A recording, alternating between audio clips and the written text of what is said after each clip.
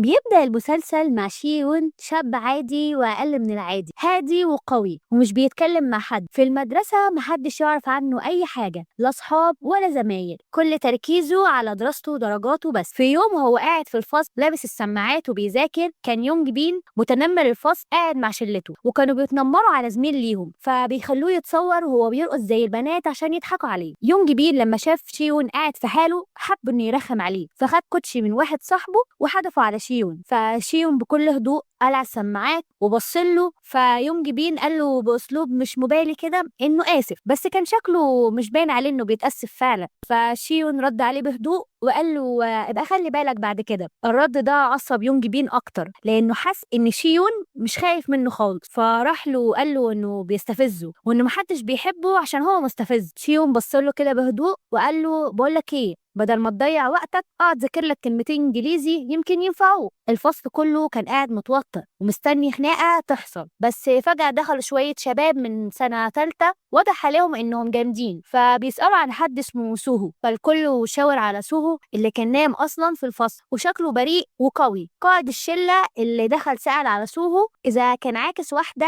اسمها ناي. سوهو بكل برود قال له انه مش فاكر اني ناي عشان عاكس كذا واحده بنفس الاسم ده قبل كده. فالقائد اتعصب وقال له انت عارف انا بقصد مين؟ فسوهو قال له انا فعلا عكستها، وقال له ان هي كمان كانت معجبه بيه، ولما نجحت انها تطلع معاه مره يتعشوا هو ما كانش مهتم بيها لانها مش الطيب بتاعه. وبدل ما يهتم بالمشكله سوهو سال ولد اللي جنبه هي الغدا ايه النهارده في الكافيتيريا، وكانه مش سامع اي حاجه. فالقائد اتعصب اكتر وخلى اصحابه يمسكوه يضربوه، بس سوهو كان خفيف وحرفيا قدر يضربهم كلهم من غير ما يتعب وكانه بيتعامل معاهم زي اللي بيلعب. بس القائد فقد اعصابه، مسك المضرب وحاول انه يضرب سوهو بيه فرماه عليه وكان هيجي على دماغه يعورها. فسوهو اتغير هنا وبقى جد، قال له انت من اللحظه دي انت عدوي، وفي لحظه واحده اداله بوكس خلاه يقع يغمى عليه. بعدها قال للباقي الشله خدوا صاحبكم بقى على اوضه الممرضه، وان اسمي اتجاب همسككم واحد واحد هضربكم وهوديكم بنفسي للممرضه. وهو ماشي لمح بالصدفه اقلام شيون وقعت على الارض وهو بيتخانق، فسوهو نزل يلمهم ورجعهم له. برغم قوته ما كانش باين عليه انه واحد متنمر، بالعكس يعني كان شكله عادي. شيون حس انه لازم يعتذر له وقال له انه غلط انه دخل خناقه جوه الفصل. بعدها رجع يذاكر تاني عادي. فلما رجع شيون البيت عرفنا انه عايش مع باباه لانه باباه ومامته منفصلين. حياته كانت ممله لانه بيقضي معظم وقته لوحده، خصوصا ان باباه دايما بيسافر. كل اللي ابوه كان طالبه منه انه يذاكر كويس. عرفنا كمان ان شيون بيذاكر رياضه كتير مش بس عشان بيحبها، عشان مامته كانت بروفيسوره مشهوره في الرياضيات. شيون اتحرم منها بدري فكان بيعوض ده انه بيتابع كل محاضراتها. تاني يوم الصبح راح شيون المدرسه، فتح الانوار ولما دخل الفصل لقى سوهو نايم فيه فما اهتمش. في يوم كان شيون قاعد في شقته، فجاه لقى الباب خبط فراح يفتح لقى سوهو واقف قدامه، فعرف انه شغال في توصيل الطلبات. فساله عن اسمه وقال له انه معاه طلب لشقته، بس شيون قال له انه متاكد ان هو ما طلبش حاجه. فسوهو راجع الطلب وعرف انه دخل مبنى غلط، بس قبل ما يمشي قرر انه يستغل الموقف وطلب من شيون يجيب له ميه. فشيون رفض، بس سوهو دخل البيت غصب عنه وقال له يا عم احنا زمايل، هات لي حته فرخه، كوبايه عصير، اي حاجه، كوبايه ميه يعني عشان شغال من الصبح وممكن اتعب. فشيون راح يجيب له ازازه ميه وكوبايه، فسوهو ما استناش فتح الازازه وشرب منها على طول كانه قاعد في بيت. وبعدها شكر شيون وقال له هشوفك بكره في المدرسه ومشي. تاني يوم وصل طالب جديد للمدرسه، عرف نفسه للفصل وكان اسمه بوم سوك. كان لابس نظارة وشكله حد طيب. كالعادة يونج بين لازم يروح يتعرف عليه ويفرض عليه سيطرته. سأله عن المدرسة اللي اتنقل منها، ولما بومسوك قال له فهم يونج بين إنه غني لأن المدرسة كانت مشهورة وغالية. بدأ يونج بين يسأله عن الطلبة اللي كان يعرفهم هناك، لكن بومسوك قال له إنه ما يعرفش حد. وقتها شيون جه وقطعهم وقال ليونج بين يقوم من على الكرسي عشان بتاعه عشان هو عايز يقعد. يونج بين رفض يتحرك وقال له إنه مش هيقوم إلا لو شيون قدر يجبره. فشيون مسك قلمه وقعد يفتحه كده ويتكتكه وبيهدد بيه يونج بين، بس ما قبل ما يحصل حاجه سوهو اتدخل ونهى الخناقه قبل ما تبدا. قال ليونج بين وشلته انهم لو عملوا دوشه او خناقه هو هيتصرف معاهم بنفسه. بسبب خوفهم من سوهو يونج بين ساب شيون ومشي. بالليل يونج بين كان سهران مع واحد صاحبه في مكان كده للسهر وطلبوا مخدرات. اللي وصل لهم الطلب كان شاب اسمه داي، وطلع ان هو ابن خالته وعضو في عصابه خطيره. فيونج بين خده على جنب وساله عن المخدر ده لو اتلمس يسمع الجلد دي قال له إنه هيدخل للدم بسرعة وهيخلي الشخص اللي يدخل في حالة دوخة وهلوسة. فتاني يوم في المدرسة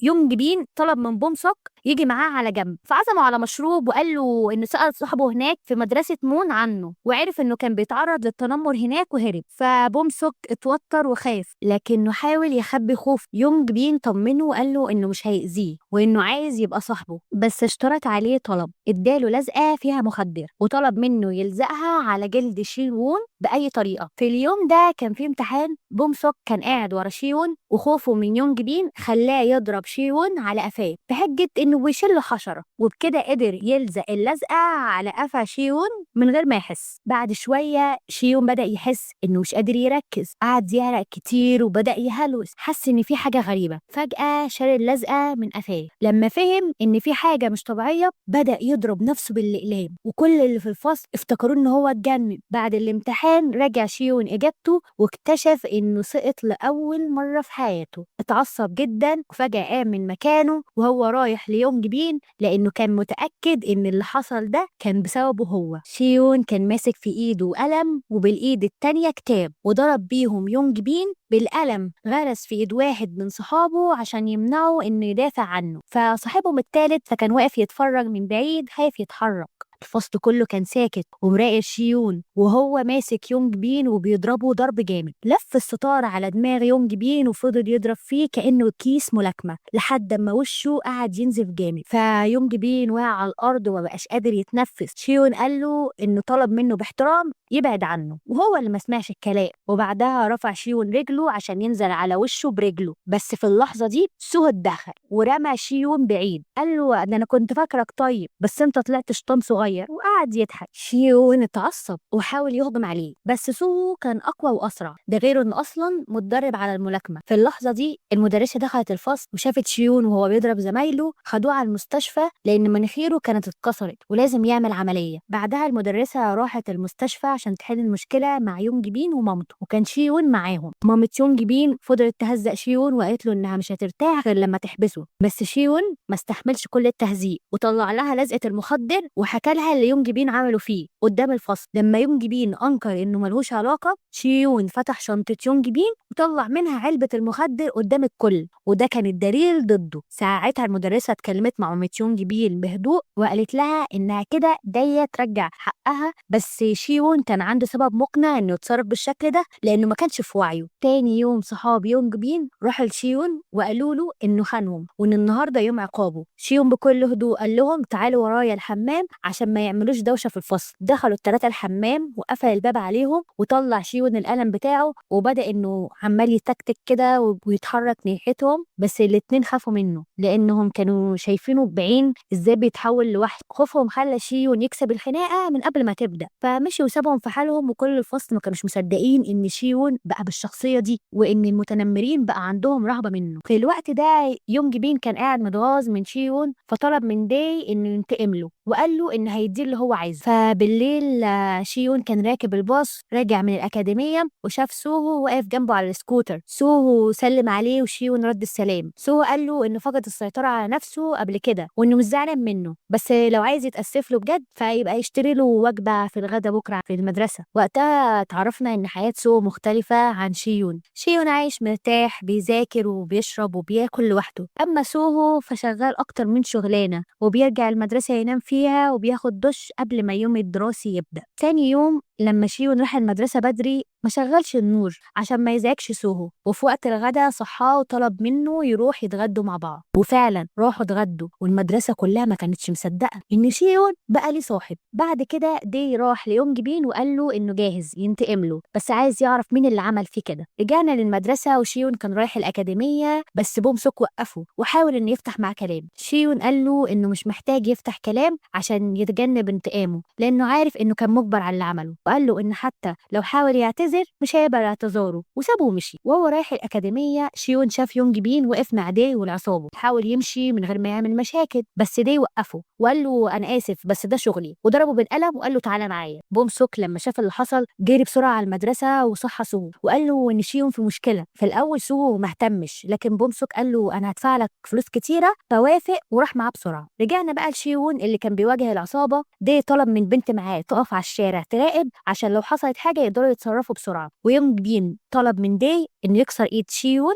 عشان ما يعرفش يذاكر تاني. فشيون حسبها بسرعة، عرف إن في 3 على شماله و2 على يمينه وداي ضخمة قدامه، فبدأ بالهجوم، ضرب داي ورمى تراب على باقي العصابة وضربهم وهرب. بس داي قام وخبطه في الحيطة فشيون وقع على الأرض. استغل يونج بين الفرصة وراح زي الجبان وضرب شيون، خلى أصحابه يمسكوا إيديه عشان يكسرها. بس في اللحظة دي سوهو وصل بسرعة فضرب يونج بين ومد إيده لشيون عشان يساعده، لكن خناقة جديدة بدأت بين سوهو وداي. استغل يونج بين إصابة شيون وخلى أصحابه يهجموا عليه كلهم ويضربوه. سوهو بيكون شايف يونج بين وهو رايح ياخد الإزازة من على الأرض عشان يضرب بيها شيون، بس ما بيكونش قادر يتحرك عشان داي بيكون منعه وماسكه. إنما في آخر لحظة سوهو بيتدخل وبيضرب يونج بين قبل ما يعمل حاجة. وقتها سوهو بيقول ليونج بين وأصحابه إنهم حتى ما يستحقوش كلمة جبناء، لأن الجبان بيتكسف يعمل اللي هما بيعملوه. يونج بين بيطلب من داي يساعده، لكن داي بيحس بالكسوف منه فبيسيبه ويمشي. شيون بكل هدوء بيطلب من يونج بين يوقف اللي بيعمله وبيمشي. وبعد كل اللي حصل سوهو بيطلب من بوم سوك يعزموا على أكل في مطعم معين. شيون ما بيكونش عايز يروح، بس سوهو بيكون مصمم، فبيروحوا ال3 مع بعض. هناك بيلاقوا سوهو بيشتغل، فبيطلب منهم يساعدوه الأول في الشغل تعويضا عن التعب اللي سببه له، وبعد ما بيخلصوا بيقعدوا ياكلوا سوا. من اللحظة دي شيون لأول مرة بيحس إنه بقى ليه صحاب حقيقيين. في الوقت ده رئيس عصابة داي اللي اسمه جيل بيعرف باللي حصل، بيبقى واضح إنه شخص خطير جدا. جيل بيكسر ايد داي بنفسه قدام الكل عشان يعتبروه درس. بعدين يونج بين بيشوف داي في المستشفى وبيسأله مين اللي عمل فيك كده، فجاله جيل وقال له إنه السبب، إنه عشان يتصالح معاه فلازم يتعاون مع العصابة. في مشهد تاني شيون بيكون في السوبر ماركت وبيشوف البنت اللي من عصابة داي وهي بتسرق روج من قسم المكياج. لما بتحس إنه شافها بتجري وتحضنه وتمثل إنها صاحبته عشان ما يكشفهاش. فبعدها الدنيا بتمطر فشيون بيفتح شمسيته وهي بتمسك في دراعه بحجة إنه يحميها من المطر، فبياخدها المطعم قريب وبيشتري لها أكل. وهم قاعدين بتسجل رقم تليفونه عندها وبتقول له إنه عجبها وإنه هيشوفها كتير الفترة الجاية. في المدرسة يونج بين بيروح لشيون وبيطلب يكلمه عن انفراد، فسوهو بومسوك بيبقوا حاسين إن ممكن يعمل حاجة غلط فبيروحوا معاه. يونج بين بيطلب من شيون يروح معاه لمحامي عشان يتراجع عن أقواله بخصوص موضوع المخدرات، وبيفضل يونج بين يتحايل عليه ويعيط لحد ما شيون بيوافق ويساعده. فبعدها بياخدهم يونج بين لجراج مهجور بحجة إن المحامي موجود هناك، بس بيطلع فخ. بيلاقوا جيل وعصابته مستنيينهم، فجيل بيقول لهم انه هيبلغ انهم هم اللي كسروا ايديه لو ما دفعوش ليه 15 مليون وون في خلال 3 ايام. فسو بيقول له انه مش قادر يدفع المبلغ ده، فجيل بيطلع سكينه ويعور سو في دراعه بيهددهم ان الفلوس دي لو ما جاتش مش هيسيبوه. وقتها بتحاول انها تدافع عن شيون لكنها مش قادره تعمل حاجه. خلال الايام اللي بعدها عصابه جيل بتفضل تراقب شيون وسوهو وبومسوك في كل حركاته، بيفضلوا يروحوا لهم قدام المدرسه ويمشوا وراه. في اليوم اللي هو المفروض يدفعوا فيه الفلوس شيون بيطلب من انها تساعده يتخلصوا من جيل، بتقول له ان جيل مش بس بيهدد الناس، ده كمان عنده لعبه قمار الكترونيه مصممه مخصوص بيخلي الطلبه يكسبوا في الاول عشان يطمعوا وبعد كده بيخسرهم كل فلوسهم. فلما الطلبه بتخسر ويبقاش معاهم فلوس بيعرض عليهم انه يسلفهم مقابل ضمان زي بقى مفتاح عربيه، عقد بيت، وبعد كده بيهددهم وياخد منهم اكتر واكتر. في اليوم بقى الثالث بومسوك قال لشيون وسوهو انه قدر يجهز ال 15 مليون وون اللي بنعرف انه سرق ساعة باباه وباعها عشان يقدر انه يسد الفلوس دي، وقال لهم المفروض يسلموا الفلوس وينهوا الموضوع. بس شيون قال له انه مش ناوي يسلم الفلوس كده وخلاص، انه ناوي يتخلص من جيل بنفسه وهم كمان هيساعدوه. فوقتها كانت ادته كل الادله اللي ضد جيل، من صور لمخدرات وحالات اعتداء وضمانات الناس اللي كان بيتنصب عليهم. يعرفوا كمان ان جيل بيخزن كل الادله دي خزنة موجودة في بيته، فاتفقوا على خطة. سو يروح يلهي جيل ويخليه يوديه بيته، ولما يوصل هناك يبعت لهم اللوكيشن لشيون وبومسوك وهم يجوا مع الشرطة. فعلا سو بيعمل كده، عرض على جيل فكرة انه يساعده في شغل لعبة القمار وانه يخليه يزود ارباحه ل3 اضعاف، بس بشرط انهم يتكلموا في مكان هادي. فجيل بيقتنع بالفكرة وبيوافق، وطلب من يو وداي يراقبوا شيون وبومسوك لحد ما يرجع. فسو لما بيوصل لبيت جيل بيقدر يكلمهم على الساعة وبيبعت لهم العنوان، بس جيل بيحس بحاجة فبيهجم على سوهو وبيضربه مضرب بيسبول على دماغه، وبياخد تليفونه وبيقلب في اخر رسايله وعرف ان الشرطة جاية. جيل قال له إنه كان فاكر هيجيب صحابه يدافعوا عنه، لكن ما توقعش الشرطة. وبعدها سوهو بيفقد وعيه، جيل بيطلب من عصابته يتحركوا بسرعة قبل ما الشرطة توصل. فبوم سوك كان خايف على سوهو، فسبق شيون والشرطة وصل قبله. حاول يعرض على الجيل يديله فلوس ويسيبهم في حاله، بس الجيل بيحطه في العربية ويخطفه هو كمان. لما الشرطة بتوصل وشيون بيوصلوا البيت ما لقوش حد، فمشيوا. وشيون قدر يدخل البيت لوحده، فلقى دم على الأرض بس ما لقاش أدلة أو أي حد من أصحابه، فهم وقتها إنهم اتخطفوا. بعدها جيل بيبعت رسالة لشيون وقال له يجي لوحده لمكان اسمه مانجو دول، مكان مهجور تبع للعصابة دي. عرف إن جيل كشف الخطة واتهم نفسه للسبب، وطلب من يي ما تتحركش من مكانها وما تجيش معاه. بس لما شيون اتصل بيها وقال لها اللي حصل رفضت تسيبه لوحده وراحت وراه. يي عرفت المكان وقالت لشيون يروح هناك. لما وصل لقى جيل رابط سوهو وبوم سوك وقال له إن ممكن يسامحه بس بشرط يتعاقب، وبدأ يضرب فيه بكل عنف. لما حاول جيل يخلص على سوهو وبوم سوك دافع عنهم وحاول يضرب جيل، بس جيل عوره في رجله خلاه مش قادر يتحرك. يي دخلت وضربت جيل على دماغه، بس جيل هجم عليها وكان هيخلص عليها، بس شيون وصل في الوقت المناسب وسمعوا صوت انذار الشرطة، فجري جيل وعصابته يحاولوا يهربوا. شيون فك سوهو وبوم سوك، بس قبل ما يخرجوا جيل رجع تاني مع عصابته. طلع الانذار كان من تليفون شيون عشان يشتري وقت يفك صحابه. قامت العصابة هجمت على شيون وسوهو وحاولوا يدافعوا عن نفسهم، وفي نفس الوقت يي كانت بتحاول تهرب مع بعيد عشان ما يتأذوش. الشرطة وصلت في اللحظة دي وبدأت تطارد العصابة. واحد من الشرطة وقف جيل، بس جيل زق عليه واحد من عصابته وهرب. شيون جري وراه، وجيل لما شافه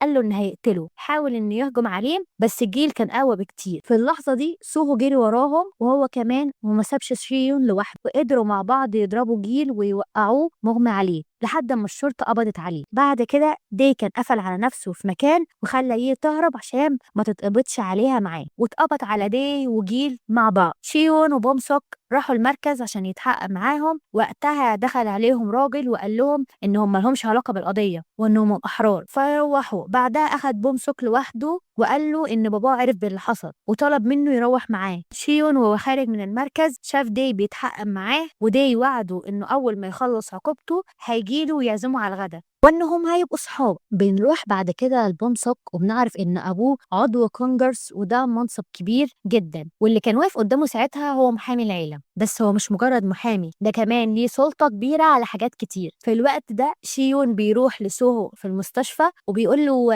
ان يي جايه تعتذر بنفسها. لما بتوصل بتطلب من سوهو تنام على السرير اللي جنبه لانها خلاص ما بقاش لها مكان تروحه بعد ما اتسجن. فسوهو بيوافق. بعد كده شيون لما بيرجع بيته بيلاقيه ضلمه وكئيب جدا، حتى بابا مش موجود في البيت. فبيرجع تاني للمستشفى ومعاه اكل وبيقعد مع سوهو وبيقول لهم انه عايز يقعد معاهم شويه. ساعتها شيون بيضحك وده خوف سوهو لانه مش متعود يشوفه انه بيضحك، لكن شيو طلب منهم ياكلوا وهو ساكت، وكان واضح عليه انه مبسوط انه قاعد مع صحابه. بنرجع تاني لبوم سوك وبنعرف انه يتيم، وان عضو الكونجرس اللي هو ابوه بالتبني اخده عشان يحسن صورته قدام الناس، لكن في الحقيقه كان بيعذبه بكل انواع الضرب والاهانه. فتاني يوم بيروح بوم سوك المدرسه وبيعرف ان هو وشيون وسوهو بقوا مشهورين عشان قدروا يخلصوا على عصابه جيل. كمان سوهو قال لشيون انه سمح ليه تعيش معاه وتشتغل كمان، وده خلى بوم سوك بدأ يتهمش وسطهم كأنهم مش بيحبوه، بيحبوا اكتر منه. مكانه في المجموعة بقى مش مهم. وفي يوم كانوا مع بعض كلهم في مكان كاريوكي وبيقضوا وقت مع بعض، فبوم سوك بيخرج يجيب مشروبات، وفي طريق رجوعه قابل مجموعة شباب كانوا بيتنمروا عليه زمان في مدرسته. خاف منهم وجري بسرعة. لما رجع لقى ماسكة تليفونه وبتتكلم فيه. طلع واحد من الشباب دي اتصل عليه وهي ردت عليه بالغلط وعرفتهم مكانه. بوم سوك اتعصب عليها جدا وكان هيمد ايده عليها، فزعلت ومشي. سوهو جري وراها عشان يطمن عليها. في نفس الوقت دخلوا الشباب المتنمرين الأوضة اللي فيها شيون وبوم سوك. شيون طلب منهم يمشوا بأدب. لما سأل بوم سوك عليهم، بوم سوك قال إن دول صحابه زمان لكنه بيكرههم. بعد كده بنعرف إن سوهو وشيون بقوا يتمرنوا مع بعض كل يوم الصبح، وسوهو بدأ يعلم شيون شوية حركات ملاكمة يدافع بيها عن نفسه. لما لاحظوا إن بوم سوك بقاله فترة مش بيخرج ولا بيروح المدرسة، فقرروا يروحوا يطمنوا عليه. دخلوا بيته لقوه بيت واسع وكبير كتير وشافوا صورة قديمة ليه مع عيلته وهو بيضحك. ساعتها قال لهم إنه يتيم وإنه طفل متبني. بعد ما سو أصر يعرف القصة، بومسك حكاله إنه كان بيتعرض للضرب من الشباب اللي شافهم وإن ده خلاه عنده عقدة وخوف منهم. سو اتعصب جدا وطلب من بومسك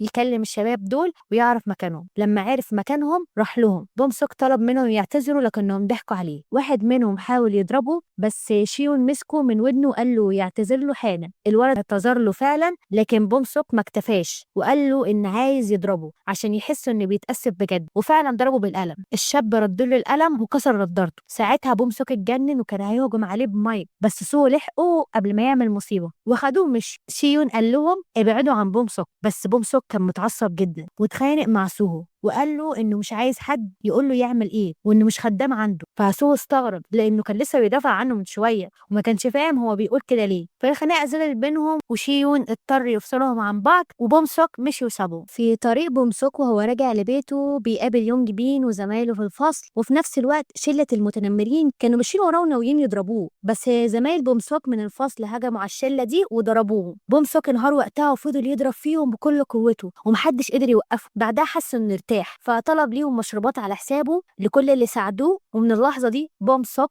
اتغير تماما، بدأ يبعد عن سوهو وشيون وبقى يقضي وقته كله مع شلة يونج مين، وكمان بدأ يستخدم فلوسه عشان يقرب منهم أكتر. وبرغم إن شيون ما كانش مرتاح للتغير اللي حصل في بومسك، لكن سوهو كان بيحاول يهون عليه ويفضل ياخده معاه في أي حاجة يعملها، لدرجة إن أخد شيون يشتغل معاه في توصيل الطلبات. لكن الوضع بدأ يخرج عن السيطرة. في كافيتيريا المدرسة كان في طابور طويل على الأكل، فبومسك وشلته دخلوا الكافيتيريا فعدوا الطابور وكأنهم مش شايفين حد. فسو حاول يمنعهم، ولما واحد منهم حاول يكمل ضربه. فالباقوا خافوا ووقفوا في الطابور زي الناس، لكن بومسك وقف مكانه وقال لسوهو انه مش مجبر يسمع كلامه. فسوهو زقه بعنف بعيد عنه، لكن شيون وقفهم قبل ما الموضوع يتطور ويتخانقوا. بعد اللي حصل بومسك طلب من شلتهم يدوروا على حد يقدر يضرب سوهو. وقتها قالوا له على واحد اسمه ملاكم برضه زي سوهو وكان خسر قدامه قبل كده في بطولة قديمة، ومن ساعتها وهو بيتمرن عشان ينتقم منه. فبومسك راح له وطلب منه انه يضرب سوهو، فهو وافق وفرح انه هياخد حقه وكمان هياخد فلوس. مش بس كده، ده بومسك خطط انهم يضربوه قبل عيد ميلاد سوهو عشان لما يجي اليوم ده ما يبقاش فيه عنده فرصة انه يدافع عن نفسه. فعلا 3 من شلة بومسك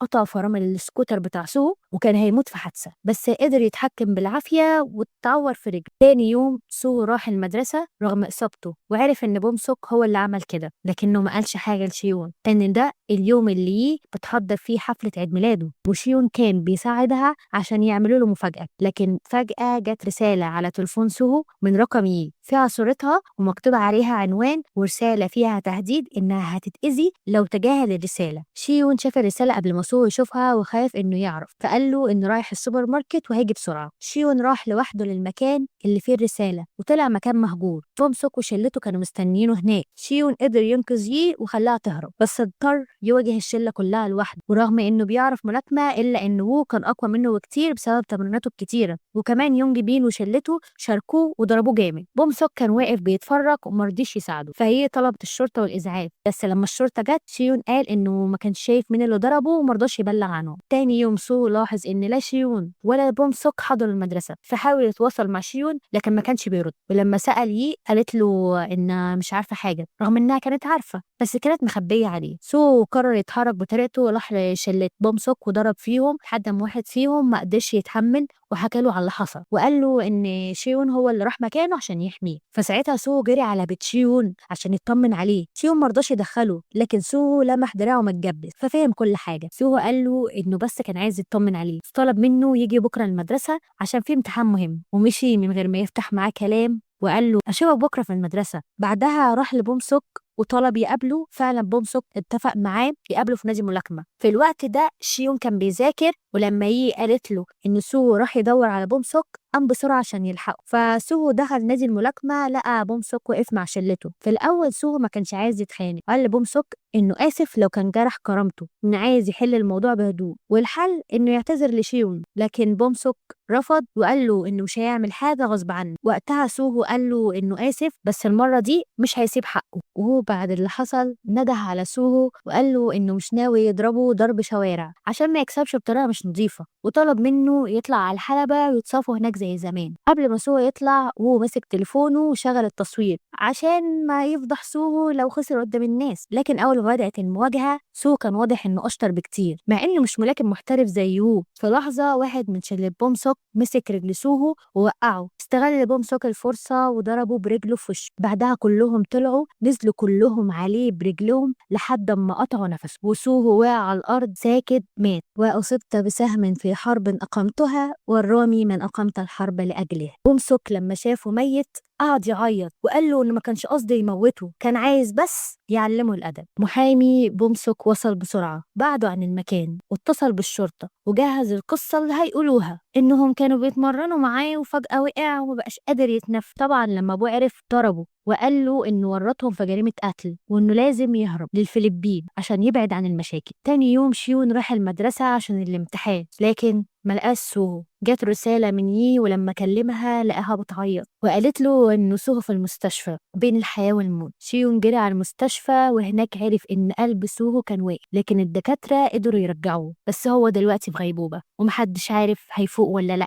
شيون دخل أوضة سوهو وشاف جدته قاعدة كانت بتحكي له قد إيه سوهو بيعتبره أقرب حد ليه، فشيون ما بقاش قادر يتمالك نفسه من العياط. تاني يوم يونج بين رجع المدرسة وكأن مفيش حاجة حصلت. بعدها بومسك خلاص كان مسافر. شيون كان مكسور نفسيا لكنه مسك يونج بين من دماغه وخبطه في الترابيزة وبعدها غرز قلم في كتفه عشان يعترف. يونج بين انهار وقال له الحقيقة كلها وبعت له الفيديو اللي فيه كل الضرب اللي حصل لسوهو. شيون بعدها راح لبومسك قبل ما يسافر وقال له إنه مش هيسيب حق سوهو. بومسك قال له إن كل اللي حصل ده بسبب وجود يي في حياتهم وإنه مش ندمان. شيون راح لوو اللي ضربه قبل كده وكان دراعه لسه مكسور ومجبر لكنه معتمد على ذكائه وقدر يستخدم الأدوات اللي حواليه وغلبه وكسر له رجله وخلاه يعترف إن اللي حرضه على ضرب سوهو هو بومسك. شيون بعدها راح لشخص تاني من شلة بومسك وكان ماسك طفاية حريق ونزل فيه ضرب لحد ما فقد وعيه، وبعدين راح لبومسك نفسه لكنه لما شافه وقع على الأرض ما قدرش يمد إيده عليه رغم كل اللي عمله عشان كان بيعتبره صاحبه في يوم من الأيام. شيون مشي من المدرسة وسط نظرات الخوف من كل الطلاب ورجع قعد جنب سوهو في المستشفى وهو متبهدل ومليان دم ونام جنبه. تاني يوم الصبح سوهو اتحرك حركة بسيطة. شيون اتخض وفرح بس للأسف سوهو لسه ما فاقش ولسه غايب عن الوعي. شيون قعد يعيط جنبه وهو مش قادر يعمل حاجة. في الوقت ده بومسك كان مسافر خلاص ويحسب بالذنب واختفت من حياتهم. شيون كان المفروض يتحبس بسبب اللي عمله في المدرسة لكنه استغل الفيديو اللي معاه وهدد بيه أبو بومسك اللي كان عضو في الكونجرس فاضطر يطلعه من الورطة بشرط إنه ما يتكلمش عن اللي حصل. شيون ساب مدرسته واضطر يعزل وملقاش مدرسة تقبله إلا واحدة بعيدة اسمها أون كان، ولما دخل أول يوم اكتشف إن المدرسة دي مليانة بلطجية ومتنمرين، وأول ما قعد على كرسي جه واحد متنمر عليه زي ما يونج بين عمل معاه زمان. شيون حس إنه لو سكت هيبقى أضعف واحد فمسك قلمه. وهنا بينتهي الجزء الأول من المسلسل. استنوا بقى سيزون 2 هينزل قريب، والملخص ده كتبته سهيلة محمد وسجلته سهيلة محمد برضه ومنتجه إبراهيم توكل. لو بتحبوا ملخصات الهندي تقدروا تشوفوها على قناة باكو أفلام، وما تنسوش تدخلوا جروب الفيسبوك للكدراما بنشارك فيه كل حاجة هناك وبننزل أي حاجة تخص الكدراما. هتلاقوا اللينك في الكومنتات. سلام.